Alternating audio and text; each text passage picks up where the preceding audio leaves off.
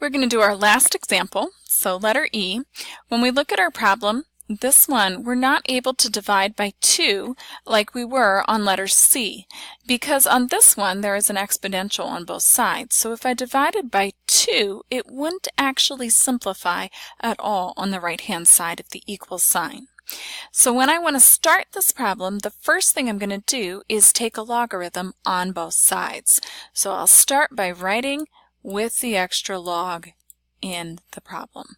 So on the left-hand side, I put the word log, and I'm putting everything that was in the equation inside the parentheses. And I'm going to use a dot there for my multiplication so I don't get it mixed up with being a variable.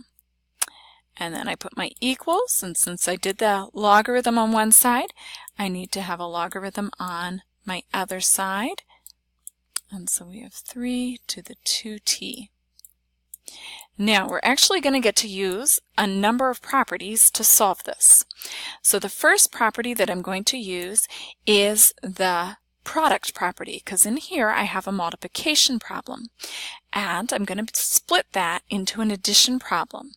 So my property said that if it was multiply, I could split it apart by the 2 factors. So I have log 2, and then I'm adding that to log of 5 to the t power.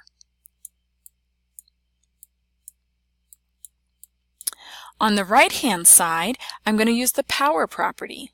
The power property is going to allow me to take this exponent in front of the logarithm, turning that into a multiplication problem. So I have 2t, and then I still have this log 3.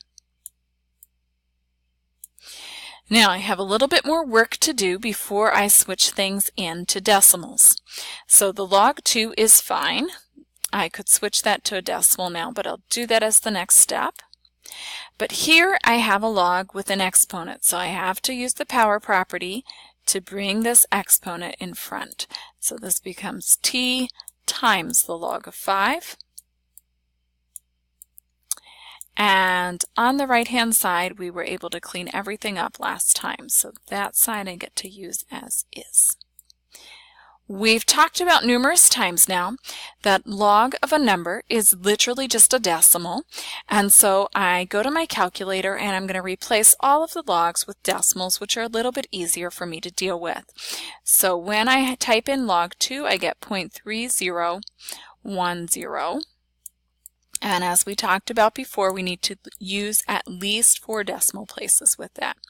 Here I have t times, and I type log 5 on my calculator, 0.6990. Took some rounding to get there, so just be careful with that one. And on the right I have 2, I have t, and then I type log 3 in my calculator and I get, I didn't write down that one. Give me a moment to type that one. Log 3, 0.4771.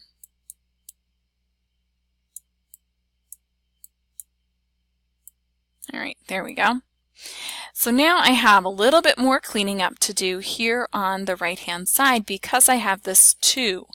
So I want to take 2 times the 0.4771. And so on this side of the equation, this is equal to 0.9542t.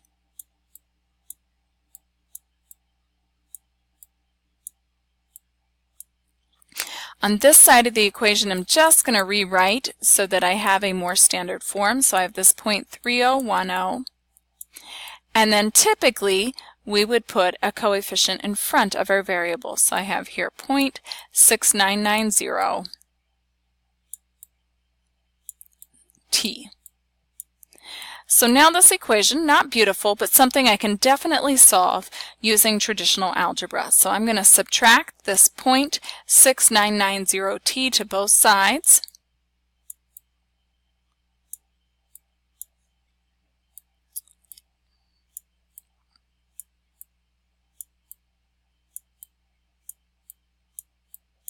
These guys cancel out. So as I do my math, here I have 0.3010. And on my other side, I have 0.2552 t. And so to finish solving, I need to divide by the 0.2552.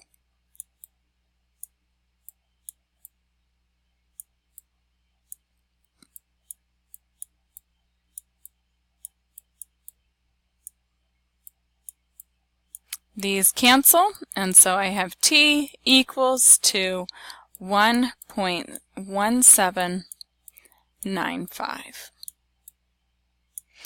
So now let's just take a moment to review the beginning part. And the beginning part is really knowing what to do when we look at a problem. So when we look at an original problem, and then we want to use the inverse to solve it. So if our original problem is an exponential function, that means in our solving we need to insert a logarithm. Let's take a look at some specifics. If it's an exponential with a base of 10, we definitely want to use the common log because then things will cancel. And we saw that in our very first example. If it's an exponential with base e, we definitely want to use the natural log because again, that's a true inverse and things will cancel. We saw that in our second example. If it's an exponential with a base other than 10 or e, log is typically used, and we saw that in the remaining examples that we did. Now the next video is going to take you to problems where the original is a logarithmic function. And so we're going to insert a base in order to solve. So if the original has the word log as part of the function, then we need to insert a base of 10 because the common log is base 10. And if the original has ln, natural log, as part of the function, then we will insert a base of e to solve. I'll go through an example of this second scenario when we start with a logarithmic function in the next video.